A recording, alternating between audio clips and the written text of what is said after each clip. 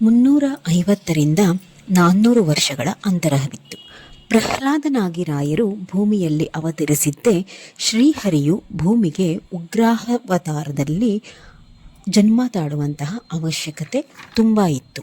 ಅಲ್ಲಿಯವರೆಗೂ ಕೇವಲ ಸೌಮ್ಯ ಸ್ವರೂಪದಲ್ಲಿ ಜನ್ಮ ತಳೆದಿದ್ದಂತಹ ಪ್ರಭುಗಳು ಈ ರೂಪದಲ್ಲಿ ಜನ್ಮ ತಾಳಬೇಕೆಂದು ನಿರ್ಧಾರ ಮಾಡಿದ್ದುದರ ಉದ್ದೇಶ ಏನು ಅಂತಂದರೆ, ಭೂಲೋಕದಲ್ಲಿ ಯಾರು ಭೂತ ಪ್ರೇತ ಪಿಶಾಚಿ ಮಾಟ ಮಂತ್ರಗಳ ತೊಂದರೆ ದುಷ್ಟಗ್ರಹಗಳ ಬಾಧೆಯಿಂದ ನರಳುತ್ತಿರುತ್ತಾರೋ ಅಂತಹವರು ಇವರ ದರ್ಶನ ಮಾತ್ರದಿಂದಲೇ ಆ ಕಷ್ಟ ಕಳೆದುಕೊಳ್ಳಬೇಕೆನ್ನುವಂತಹ ಉದ್ದೇಶ ಈ ಜನ್ಮದ ಹಿಂದೆ ಇತ್ತು. ಅಂದರೆ ನರಸಿಂಹಸ್ವಾಮಿಯಾಗಿ ಭಗವಂತ ಉದ್ದೇಶ ತಳೆದುದರ ಹಿಂದೆ ಏನು ಕಾರಣ ಅನ್ನುವಂತಹದ್ದು.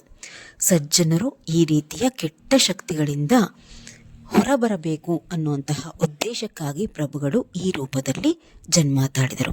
ಯಾರೆಲ್ಲ ಮಾಟ ಮಂತ್ರ ವಾಮಾಚಾರ ಭೂತ ಬಾಧೆಯಿಂದ ನರಳುತ್ತಿರುತ್ತಾರೋ ಇಂದಿಗೂ ಸಹ ನರಸಿಂಹಸ್ವಾಮಿಯ ದೇವಸ್ಥಾನಕ್ಕೆ ಸಂಕಲ್ಪ ಮಾಡಿಕೊಂಡು 48 ನಿಂಬೆ ಹಣ್ಣುಗಳ ಹಾರವನ್ನು ಮಾಡಿ ಪೂಜೆ ಮುಗಿಸಿಕೊಂಡು ಬರುತ್ತಾರೋ, ಅಂದರೆ ಸ್ವಾಮಿಗೆ ಆ 48 ನಿಂಬೆ ಹಣ್ಣುಗಳ ಹಾರವನ್ನು ಅರ್ಪಿಸಿ ಪೂಜೆಯನ್ನು ಸಮರ್ಪಣೆ ಮಾಡಿ ಪೂಜೆಗಳನ್ನು ಮುಗಿಸ್ಕೊಂಡು ಬರುತ್ತಾರೋ ಅಂತಹವರ ಮೇಲೆ ಎಂತಹ ವಾಮಾಚಾರವಾಗಿದ್ರೂ ಸಹ ನಿಲ್ಲದು ಅಂತ ಹೇಳ್ತಾರೆ. ಅಂದರೆ ಯಾರ ಮನೆಯ ದೇವರು ಲಕ್ಷ್ಮೀ ನರಸಿಂಹಸ್ವಾಮಿ ಮತ್ತು ಆಂಜನೇಯ ಸ್ವಾಮಿ ಆಗಿರುತ್ತೋ ಅಂತಹವರ ಮನೆಗಳಲ್ಲಿ ವಾಮಾಚಾರ ಹೆಚ್ಚು ನಿಲ್ಲೋದಿಲ್ಲ. ಇನ್ನು 3ನೇ ಅವತಾರವಾದಂತಹ ಶ್ರೀ ರಾಘವೇಂದ್ರ ಸ್ವಾಮಿಗಳ ಅವತಾರದಲ್ಲಿ ಜನ್ಮ ತಾಳಬೇಕೆನ್ನುವ ಬಯಕೆಯೂ ಸಹ ಶ್ರೀಹರಿಯ ಚಿತ್ತ. ಈ ರೂಪದಲ್ಲಿ ಜನ್ಮ ತಾಳಿದಂತಹ ಪ್ರಮುಖ ಉದ್ದೇಶ ಅಂತಂದರೆ, ಮನುಷ್ಯ ಜನ್ಮದಲ್ಲಿ ಕಷ್ಟ ಕಾರ್ಪಣ್ಯಗಳು ಸರ್ವೇ ಸಾಮಾನ್ಯ. ಅದಕ್ಕಾಗಿ ಎದೆಗುಂದಬಾರದು, ಧೈರ್ಯವಾಗಿ ಎದುರಿಸಬೇಕು ಅನ್ನುವಂತಹದ್ದು. ಅದಕ್ಕಾಗಿಯೇ ರಾಯರು ಬಾಲ್ಯದಿಂದ ಹಿಡಿದು ಸುಬುಧೇಂದ್ರರ ಪಾದದ ಬಳಿ ಸೇವಕರಾಗಿ ಮಠಕ್ಕೆ ವಿದ್ಯಾಭ್ಯಾಸಕ್ಕೆ ಸೇರುವವರೆಗೂ ಸಹ ಒಪ್ಪತ್ತಿನ ಊಟಕ್ಕೂ ಕಷ್ಟ. ಇನ್ನು ವೈವಾಹಿಕ ಜೀವನದಲ್ಲಿ 3 ದಿನಕ್ಕೆ 1 ಬಾರಿ ಗಂಡ ಹೆಂಡತಿ ಇಬ್ಬರಿಗೂ ಸಹ ಒಂದು ಊಟ ದೊರೆತರೆ ಅಂತಂದರೆ 1 ಹೊತ್ತು ಊಟ ದೊರೆತರೆ 3 ದಿನಕ್ಕೆ ಅದೇ ಹೆಚ್ಚು.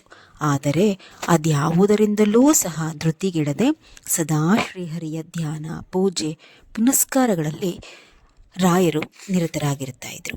ಇನ್ನು ಸನ್ಯಾಸತ್ವ ಸ್ವೀಕಾರ ಮಾಡಿದಂತಹ ನಂತರ ಗುರುಗಳು ಪಥಸಂಚಲನ ಮಾಡಿ ಹಿಂದೂ ಧರ್ಮದ ಉಳಿವಿಗಾಗಿಯೇ ಶ್ರಮಿಸಿದ್ದು ರಾಯರ ರೂಪದಲ್ಲಿ.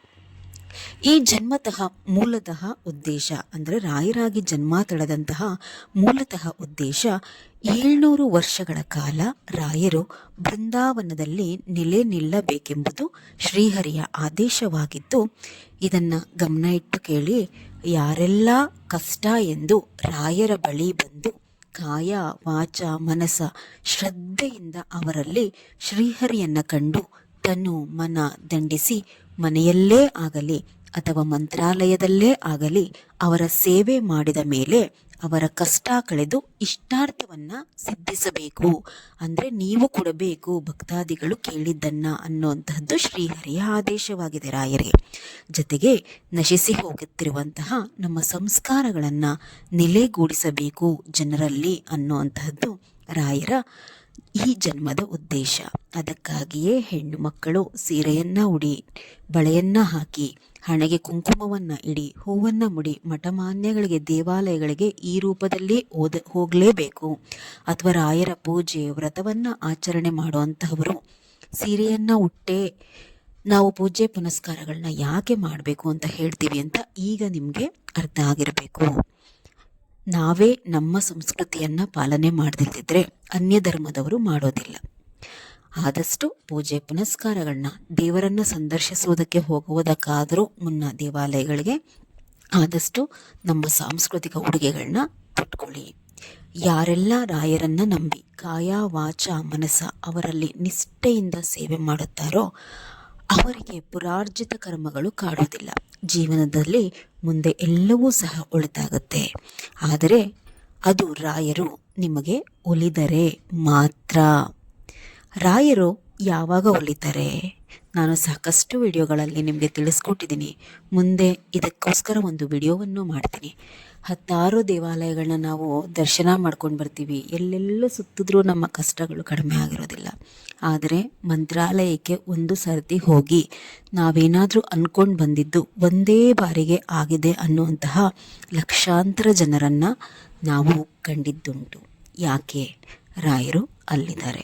ರಾಯರು ಅಲ್ಲಿದ್ದಾರೆ ಅನ್ನೋದನ್ನು ದೃಢವಾಗಿ ನಂಬಿ ಕಾಯ ವಾಚ ಮನದಲ್ಲಿ ಮಂತ್ರಾಲಯದಲ್ಲಿ ಅವರ ಸೇವೆಯನ್ನು ಮಾಡಿ ಕೈಲಾದಷ್ಟು ಬಡಬಗ್ಗರಿಗೆ ಸಹಾಯ ಮಾಡೋದು, ಇತರ ಜನಗಳನ್ನ ನಮ್ಮಂತೆ ಅಂತ ಹೇಳಿ ಬಗೆಯೋದು, ಯಾರಿಗೂ ಸಹ ಕಷ್ಟವನ್ನು ಕೊಡದಲೆ ಒಬ್ಬರಿಗೆ ಕೇಡನ್ನು ಬಯಸ್ದಲೆ ನಾವು ಮನಸ್ಸಿನಿಂದ ಸ್ವಚ್ಛವಾಗಿದ್ದಾಗ ಮಾತ್ರ ರಾಯರು ಖಂಡಿತ ಒಲಿತಾರೆ. ಒಂದು ಬಾರಿ ಅವರು ಒಲಿದು ನಿಮ್ಮ ಕೈಯನ್ನು ಹಿಡಿದ್ರು ಅಂತಂದರೆ ನಿಮ್ಮ ಜೀವನದಲ್ಲಿ ಇನ್ಯಾವ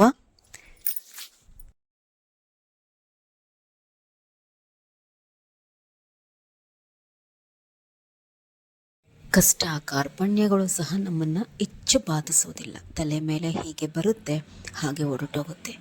ಯಾಕೆ ಅಂತಂದರೆ ರಾಯರ ಅನುಗ್ರಹ ಆಶೀರ್ವಾದ ಸದಾ ನಮ್ಮ ಮೇಲೆ ಇದ್ದಾಗ ಇತರರಂತೆ ನಾವು ಜೀವನದ ನೋವುಗಳನ್ನು ಅನುಭವಿಸುವಂಥದ್ದು ಕಡಿಮೆ. ಅದಕ್ಕೆ ರಾಯರು ಬಿಡೋದಿಲ್ಲ. ಅದಕ್ಕೆ ನನ್ನ ಜೀವನವೂ ಸಾಕ್ಷಿ. ನನ್ನ ಜೀವನದಲ್ಲೇ ನಡೆದಂತಹ ರಾಯರ ಪವಾಡಗಳನ್ನ ನಾನು ಹೇಳ್ಕೋಬೇಕು, ಮುಂದೆ ಯಾವತ್ತಾದರೂ ತಿಳಿಸ್ತೀನಿ. ನಾನು ಇಂದಿಗೆ ಜೀವಂತವಾಗಿ ಉಳಿದಿರೋದೇ ರಾಯರಿಂದ.